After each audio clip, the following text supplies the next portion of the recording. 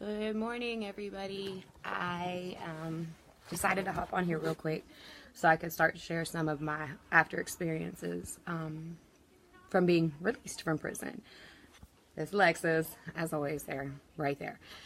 I figured I would do this in two parts because it's kind of like the coming home phase, and then there's the raw truth phase that you realize certain things set in and that no matter that you did your time, people will still absolutely hold it against you. My mother and I had no idea what we were going to be in for. I'm trying to find a good place to set this stupid thing. When I came home, we thought I had served my time and that was going to be it. I can go find a job, I can do whatever.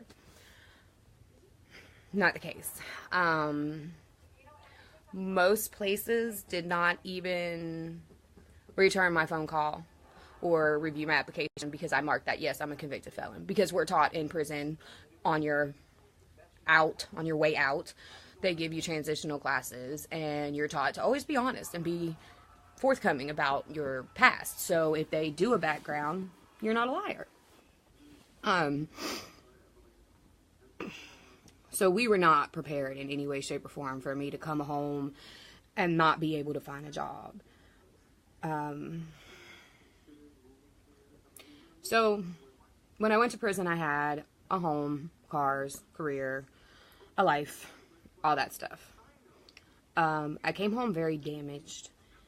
Being in prison is like being inside a little neighborhood or world of your own, and for the people there, well, for me at least, my time stopped.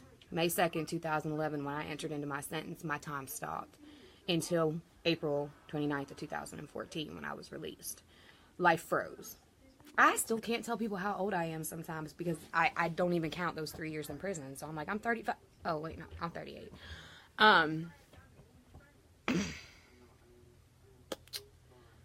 I'm trying to make this short because I know my last video was probably a little too long for anybody to watch.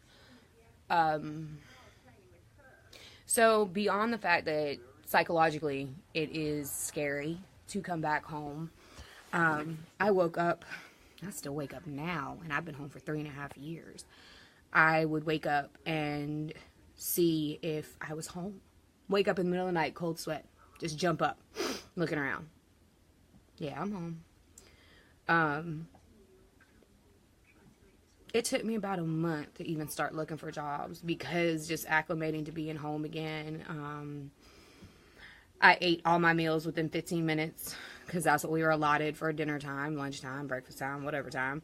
Granted, I did eat a lot of canteen. I didn't go to chow hall, but I still had to eat quickly and make it to pill line. My parents were astonished at my lack of manners. When I came home, I was raised very well, and we say yes ma'am, no ma'am, please and thank you. And when I started off in prison, I absolutely pleased and thank you, and if someone sneezed, I said bless you, and then people don't respond. You say thank you and they don't say you're welcome. You say bless you and they don't say thank you. So you stop doing those things because it's like, well, dang, I around a bunch of uncivilized people, so I'm not going to be civilized with them. So a lot of my manners and my personal habits changed because the way I had to be in prison because of my surroundings. And it's not just the guards, other inmates too. It's, you know, there's some good people in there and there's some real jacked up people in there. I mean, it is what it is. You don't know anybody's background. You don't know what made them that way. And I think some people are just pure evil. And that's why they ended up incarcerated. And some of them should have never been able to go home. And they did. And that's scary. Anyways, I couldn't go out the house. I had terrible PTSD. I didn't like people near me. I constantly watch over me. To this day, the sound of keys jingling makes my arm hairs stand up. And that's because the officers walk around with their keys jingling all day and all fucking night. I came home very overweight. So my self-esteem was about that big. It was rough. It was definitely not what anybody would have anticipated. I lost most of my friends. They didn't understand how I didn't come home the same person. Well, y'all don't know what the heck I went through. So that's why I didn't come home the same person. And it's not that, prison's supposed to rehabilitate. So sometimes coming home not the same person is really a great idea. For me, I wasn't a bad person when I went in. I didn't have demons to fight. I didn't have major life changes I had to make within myself. So to come home stripped of the only person you've ever been is real tough. And especially for me, because I was older, so I had obviously established my identity, and I was who I was. So that's why I decided I'm going to break this into part 1 and part 2. Because part 1 is what everybody's going to have to understand your loved one is going to go through. It's a shock. It's like being taken from the country somewhere in Georgia and dumped dead in the middle of Manhattan and not knowing anything about anything. It's, I got an iPhone when I came home. I didn't know what to do with that damn thing. I could not fix, I still can't utilize my technology. But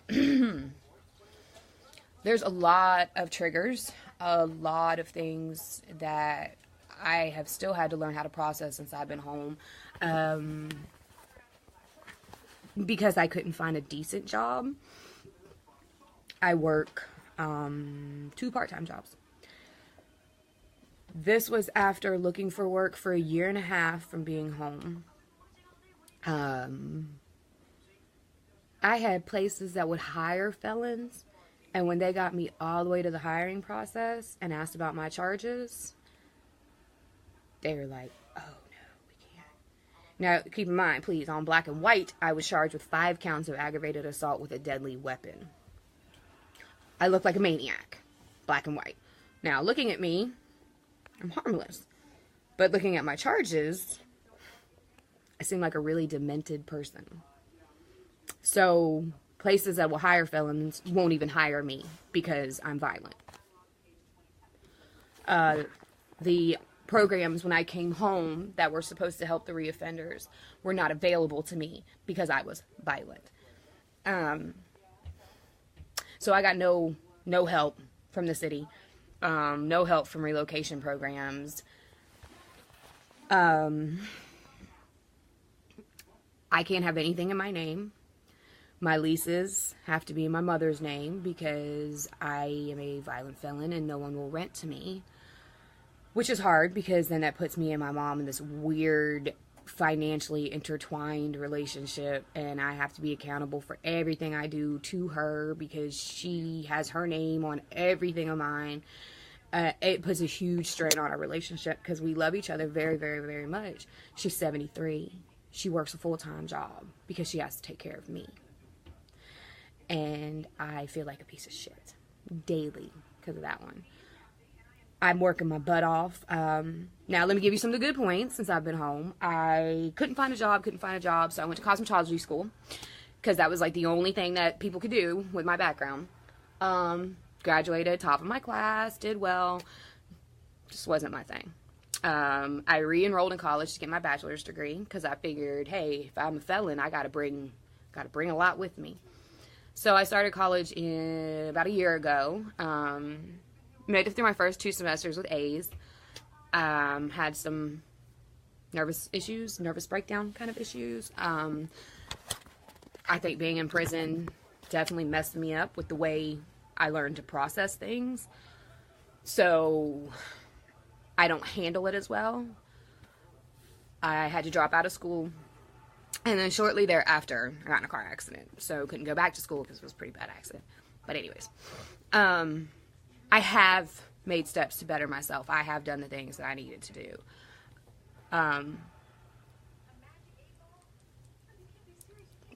It's a crazy feeling to explain to people when they sit down at a job interview. Oh, you were found guilty of a charge? What was it? aggravated assault with a deadly weapon. But it's not as bad as it sounds. Like, it's very hard for me to... So, I came home thinking everything was going to be great and perfect, and nothing was. So I went through a lot of depression for about a year or so, and couldn't get Medicaid because I didn't qualify for it. The only thing the state gave me was food stamps. I couldn't go get my psychiatric care because I couldn't pay for it. I seclude myself from people. I don't like to be in crowds. You can't take me anywhere. If I'm not with a close friend being heavily supervised, I don't, it's that gang group mentality you get from being in prison. You got to watch out for anybody and everybody. So now I'm real big with space, and, you know, I'm not sure if you understand, in the women's prison where I was, we were not allowed to touch each other. Which means that if a friend's parent died, you couldn't even hug them and console them. So for 3 years, I went with no physical contact, except for the one hug I got from my mother and father when they came to VP and when they left VP. So I came home really damaged. Like, that's not normal. That's not normal to go that long without any physical contact of any means. And even if that's just somebody putting their hand on your arm. We were treated like we were the plague. And then if you, God forbid, you got caught consoling one of your bunkies, roommates, whatever you want to call them, you're going to confinement. For homodagging. No gayness. Just because you comforting and consoling a friend. Women are different. We are understanding and passionate, and we want to make people feel better. So I cannot go anywhere. I get very nervous and antsy in public. I do take medication for it, but it doesn't help. God, please don't let me see a cop, because that throws me in a whole nother place. I don't know. I'm not really sure what people want to know about the after. Like, I'm not sure. So if you guys watch this and there's questions you'd like me to answer, I absolutely will. I am a complete open book with my story. I just wanted to hop on real quick and just throw a couple of those things out there. Kim, I know you said you're going to have to go through this with your daughter. It's rough. It's rough. So I'll hop back on later when I'm a little bit more organized and awake, maybe. I have a medical procedure this afternoon, so everybody say a little prayer for me. Nothing major, but surgical. So maybe later this evening after that, while I'm resting, I will jump back on and do a little bit of a better job explaining that aftermath. Because so much of it, there's just so much.